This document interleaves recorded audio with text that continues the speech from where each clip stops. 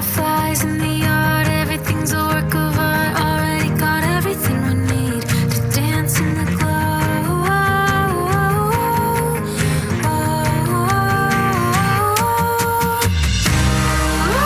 It's always in my head, can never get enough. That summer feeling left. Me and my friends dancing till we drop, and the good times don't stop. The good times don't stop.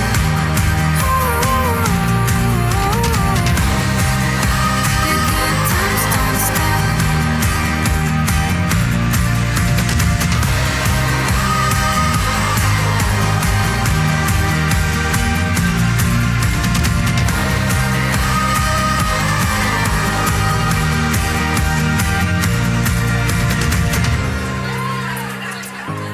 Hey, well, there we go. Hey, everybody. Great to be with you today. Love that video. Thanks for all of you who said yes to being in it. And hopefully some of you have said yes to praying for our missions team, which is in Rwanda right now. Pastor Corey, Pastor Rosalind are there with a group. So believing for them and look forward to having them back soon. And if you're new here, this month we've been talking about this topic, decisions that make a difference. And so far we look at the power of dreaming. We look at the power of attending week in and week out. Look at the power of connecting last week and offering hospitality to one another. And today we'll bring this series to a close. And as we do that, I want to talk about an idea today I've come to believe is crucial. It's crucial in our lives. It's crucial at work. It's crucial in school. It's crucial at home. I want to talk to you today about something I think affects all of our relationships, and maybe, perhaps, you've heard of it. It's something called the gratitude gap. The gratitude gap, what is that? The gratitude gap is an invisible space. It's like this unseen area in a relationship that exists between two people after one does something good, or nice, or kind, or sacrificial for the other, and the other doesn't turn right around and thank or express gratitude right away. The gratitude gap isn't something that's seen, but it is something that we feel. You can't touch it, but you know that it's there, and here's why. It's because whenever you do something for someone and there isn't acknowledgement, when there isn't the other person letting you know that what you've done and what was seen, how does that feel? It doesn't feel good, does it? It doesn't feel good. You are now aware that there is a gap. There's a distance between you and another person. And what does that gap, what does that distance feel like? It feels like ingratitude. It feels like ingratitude. Now, here's what's so interesting about the gratitude gap. One person in a relationship always knows if that gratitude gap is there. They always know when it exists, as in the other person may not know it, but you know it. And you are acutely aware that there is a gap that's opened up. And of course, parents of teenagers are nodding all across the room right now. Now, on the other hand, you might be the one who doesn't know there's a gap, but the other person sure knows it, and the other person sure feels it. Here's the odd thing about this. The strange thing about the gratitude gap, when someone accuses you of being ungrateful, what is typically your automatic response? I think your automatic response is the same thing as mine. We think this. We think, hang on, wait a minute. No, I'm not ungrateful. I feel totally grateful towards you and for whatever it is that you've done for me. I feel grateful. I'm not ungrateful. So we feel grateful, and we call that gratitude. Oh, but I think there's a massive disconnect right there, because there's a big difference between feeling grateful on the inside and expressing it on the outside. There's a huge, mile-wide Grand Canyon gap between feeling grateful on the inside and expressing gratitude on the outside. Here's why this is so important. It's so important because in that gap, in that middle place between feeling grateful and expressing gratitude, often lies the future of that relationship. Because you know that the degree to which gratitude is not just felt towards you, but expressed towards you will determine, in many cases, how much of you are willing to still continue to bring into the relationship. So my goal this morning, among other things, is to help us all close that gap with a particular decision that can make a big difference. So what is that decision? Well, let's try to go find it. Here we go, Luke chapter 17. It's a story of Jesus Christ of Nazareth, and I think he's got something to say right here to us about all of this. Luke chapter 17, let's begin in verse 11. It tells us this. It says, now on his way to Jerusalem, Jesus traveled along the border between Samaria and Galilee.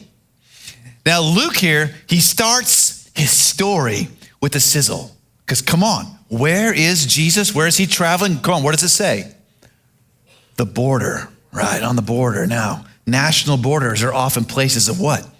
Tension, anxiety, feelings, emotions, history, biases, prejudice. Why? Well, as you may know, this is crucial to catch. This border is no different because the Jews and the Samaritans did not like each other. The Jews, they disliked being disliked by the Romans, but they went ahead and passed on that dislike to the Samaritans who weren't quite Jewish enough for them. The Samaritans had their own place and way of worship, kind of their own religion. So the Samaritans felt disliked by the Jews and passed on that dislike right on back to them. So there was this massive ethnic and religious tension between groups on a border. Oh, it's amazing how times have changed, isn't it?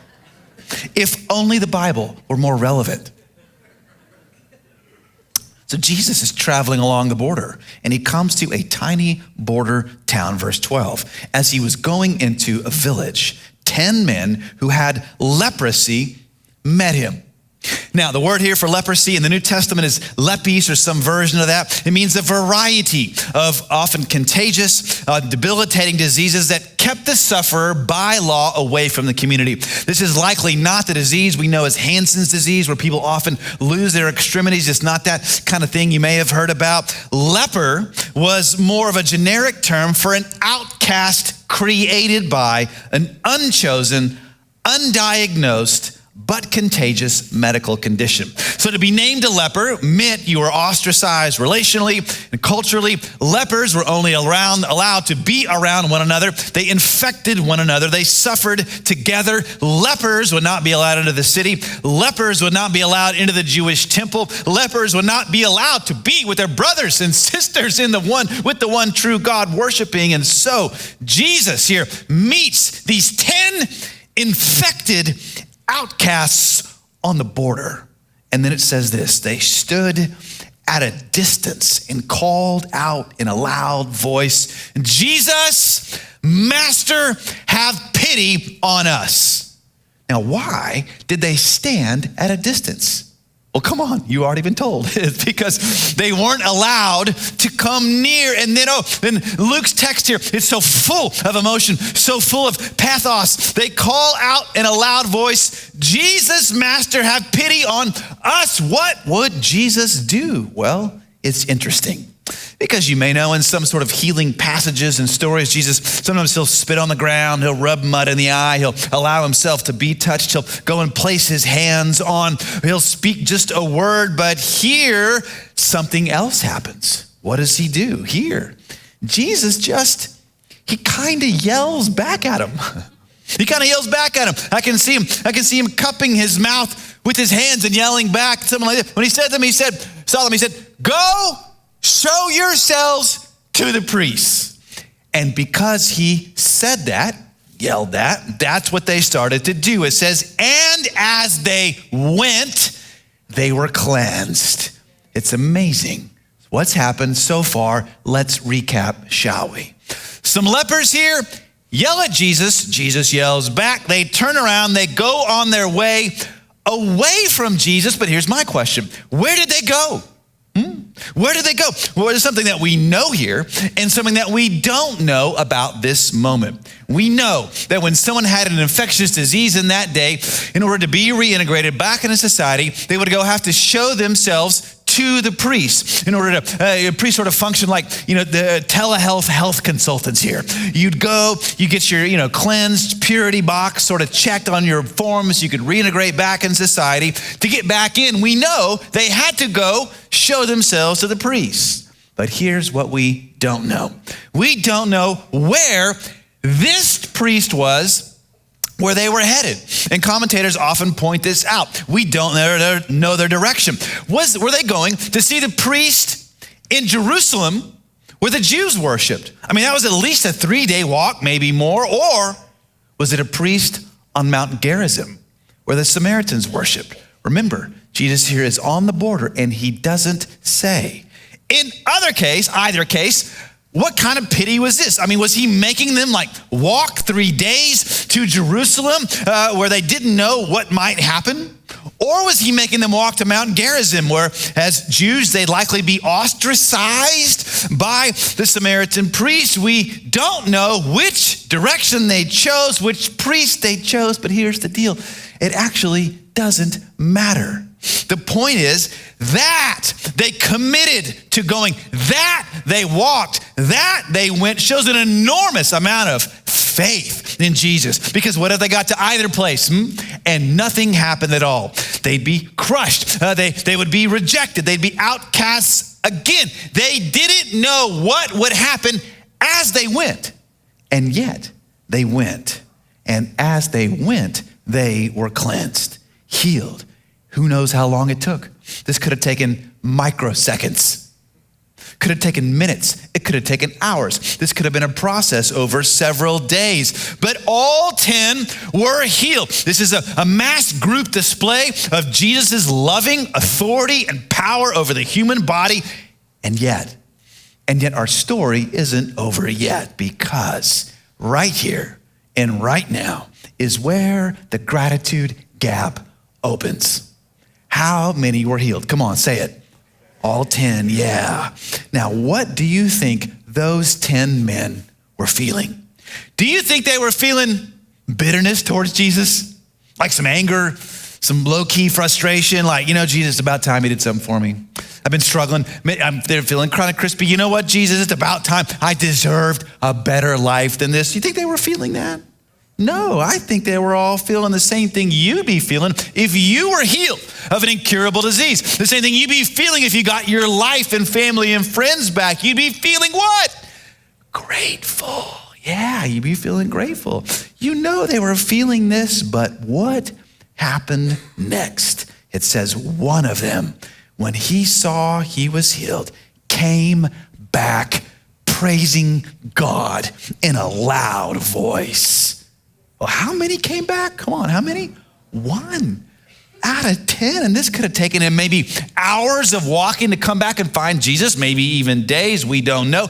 He wasn't healed immediately, right? But as he went, once he finds out he's healed, he would have had to leave his friends. He'd have to delay going back to the priest, delay being brought back into society, delay maybe even meeting his friends and his family and rejoicing with them. But he came back and he praised God and he did it. And what kind of person was it? Verse 16, it says he threw himself at Jesus' feet and thanked him.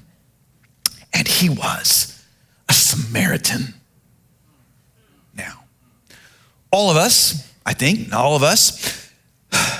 if you've had some level of success at all, you're here, you graduated, you got a job, something like that, somebody has had somebody to help us get started, right? No matter how much hard work, discipline, sacrifice you put into it, and I'm sure you have to get where you've got, all of us have had something more than talent, discipline, sacrifice to get us there. It's taken somebody else, another person investing in us, sowing into us. But just even beyond all that, forget being successful for a minute, just the fact that you are alive today means someone has cared for you. If you are the parent today of a newborn, an infant or a toddler, you save your child's life multiple times every day. You're like a walking salvation individual. I mean, your breath in your lungs is pretty much for keeping your kid alive most days. So the issue is not whether or not you've had someone to help keep you alive and help get you successful in life or faith. We all have. And so you hear that, you think about that, you're like, come to think of it, maybe he's got a point. I am feeling kind of grateful right now that you mention it.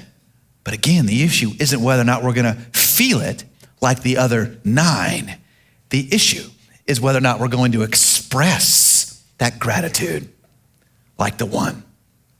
People have asked me, Morgan, does it really matter to God if I thank him? Like, I'm me, he's him, all-knowing. He knows how I feel. I mean, does it really matter? I mean, why does God even need my thanks? Does he even know when I think he knows? And not only that, I know he knows. And I know he knows because of this verse 17. Jesus asked, were not all 10 cleansed? Where are the other 9? Has no one returned to give praise to God except this foreigner? I think Jesus here is kind of like, hey, wait a second. Was my spoken word not good enough? I mean, I think he's kind of being sarcastic a bit here. Like, did my power run out for the other 9? Well, they didn't get cleansed. I thought they would have. Did someone unplug me? Man, it's a real shame when I kind of overpromise and underdeliver. I should probably take a nap tomorrow to recharge, No, he's saying, I know all 10 were cleansed. Where are the other 9? This is a powerful question. This is a devastating question. This shows that when someone does something for you or for me, especially your Heavenly Father, there is something unfinished, there is something out in the open, potentially relationship altering until you return to express gratitude. Unexpressed gratitude. Oh, that's like a debt that you owe, and until you pay it, it leaves a question in the other person's heart. Did they see it? Do they know? Do I even matter to them? Do I matter to you, you may ask? And maybe some of you, I think all of us have heard of a particular day of the year. It's actually the last day of October. Got that in your mind? October 31st? It's a day. We don't really name that as Christians. It's kind of like, let's call it Candy Collection Day for a minute. Candy Collection Day. It's the day everybody dresses up. They knock on your door. Kids, teenagers, even the odd adult in the costume you probably shouldn't have worn. Might not want to wear that one next year, sir. Anyway, when that cute little ballerina or a cowboy or a space hero knocks on your door and they're with an adult, the adult feels this tension, this gap intensely, because when you fork over the Reese's or the Snickers, and I know this is a hot take, let's just get rid of the candy corn. It's really plastic anyway. It looks like plastic. It's terrible. Okay, all right. When you hand out the candy on Candy Collection Day, or you're at the mall at Christmas time this year, or a store, and someone hands your kid a candy cane if you got one with you. What do parents always tell their kids in that? What do they say to their kids in that moment? They almost always say, what? Yeah, something like, what do you say? What do you say? Why? Because you know, and they know that you know, and you know that they know that you know, that there is a gratitude of debt for the free candy cane, not the candy corn, mind you, again, free candy in the bag, and that debt hangs out in space and time until little Dora or Captain America says, thank you. Where are the other 9? Jesus asked. Has no one else returned? There's a gap, right? The gap there. And if there is something unfinished and incomplete until a child tells you thank you for a candy cane, how much more is there something out there that we should fill in with gratitude when we become aware that a gap exists? We should do that. We should express that. So why don't we then? Why don't we do this? Well, I think we don't express gratitude for the same reason that the other 9 didn't. Because, here's why. Because we think it's just enough to feel it. We think it's just enough to feel it, which brings me to this thought. Unexpressed gratitude actually expresses ingratitude. Unexpressed gratitude expresses ingratitude. Where are they? Why haven't they come back? I mean, ingratitude just hangs in the air. And do you know what? When you experience this from someone, it feels worse than just unexpressed gratitude. I mean, no one ever goes home and says, if you're married to your wife and you get home from work, guys, what? I'm feeling a lot of unexpressed gratitude toward me at work. No one goes home if you're on socials and be like, you know what? Bam, I'm just having a hard time from all the unexpressed gratitude from the haters in my life. I mean, no one says that. It doesn't feel like that. No, it feels like something else. Unexpressed gratitude feels like rejection. It feels like rejection. It feels like someone pushing you away, not wanting you around. Unexpressed gratitude feels like rejection. And you can see Jesus here. He feels that. He talks about it. Has no one else returned to give thanks to God? Has only one returned? That's how powerful unexpressed gratitude is in our lives with one another and with our Heavenly Father. Feels like rejection. And here's why this is so tough.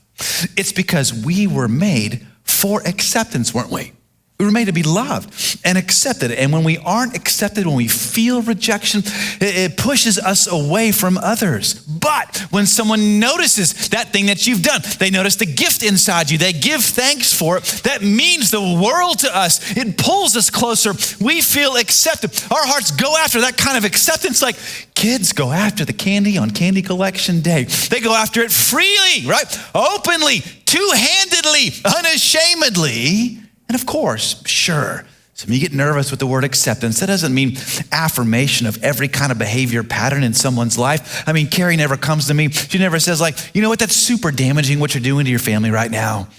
That, you know, the whatever, it's just super damaging, but I just affirm that.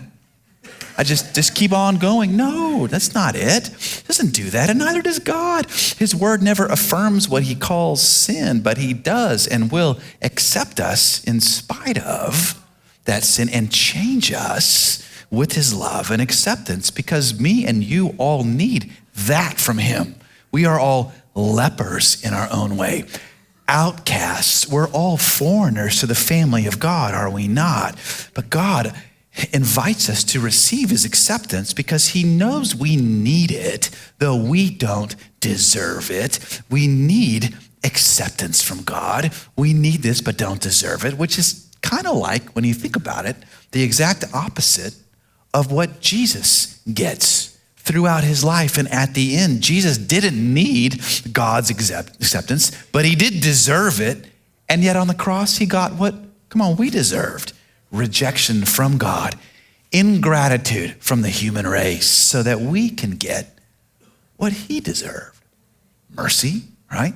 God's acceptance, that's the gospel, isn't it? Jesus, the clean, becoming like the leper, the outcast, the unclean, being rejected, kept away from us so that we can get now what we don't deserve. Mercy and acceptance, that's the gospel. Jesus traded places with us. It's not fair. It's not at all, but it's called grace, and grace isn't fair. Grace is, after all, a gift. And when you receive a gift, especially the grace of God, what should you do? Well, we already covered that, right? We should thank. We should thank. And that's the decision for today that can make a difference. Thanking is that decision. Thanking God and others. So can we do that today? I think we can. Can you do that today? Yeah, I think you can. And so I think we can too. And so I want to try to apply this message real quick in two ways. And here's the first.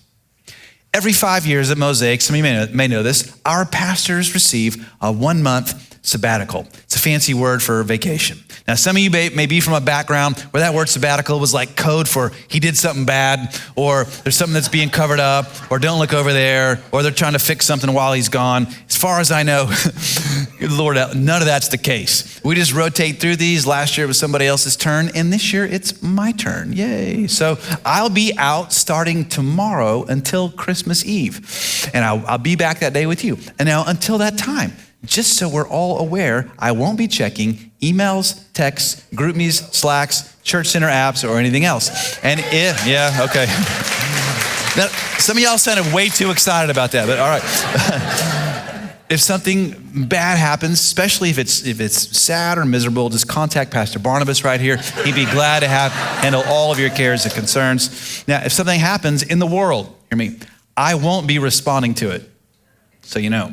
In the meantime, I work with a great team of preachers, communicators to help us move through December. We'll be starting right here next week with Dr. Terrence Green, a lead preacher at our South Campus, and we will achieve liftoff on this stage, that's for sure, if you know who Terrence is. So in light of that, in light of the fact that I'm approaching this little small milestone, I want to thank some folks just for a moment who have really been there for me, supported me over the last 5 years, 2019 to today, through some of the most difficult years of our lives and certainly my life. So please indulge me, hold your applause to the end or we'll never get through this. I'm so thankful, in specific, for all of our full and part-time at Mosaic. Start with our pastors. Alvin Brown, Mosaic Church, Fort Worth. Keong Fong, our Connections pastor. Alyssa Jacobs, Children's pastor. Brett Milliken, one of my dear friends, ministry partners for decades since I carried his bags at a pro athlete conference. He was a pro athlete, not me. Thank you very much. She'd be like, I knew that. All right. Seth Perez, yes, worship pastor. Dr. Rosalind Smith, our missions and adult education pastor, along with Corey Sullivan. They are in Rwanda right now with our team. Pastor Wendell leads our student ministry. Barnabas Willis, again, co-leads our staff. He's our executive pastor. Again, we'll be happy to be the repository for all your concerns and miseries.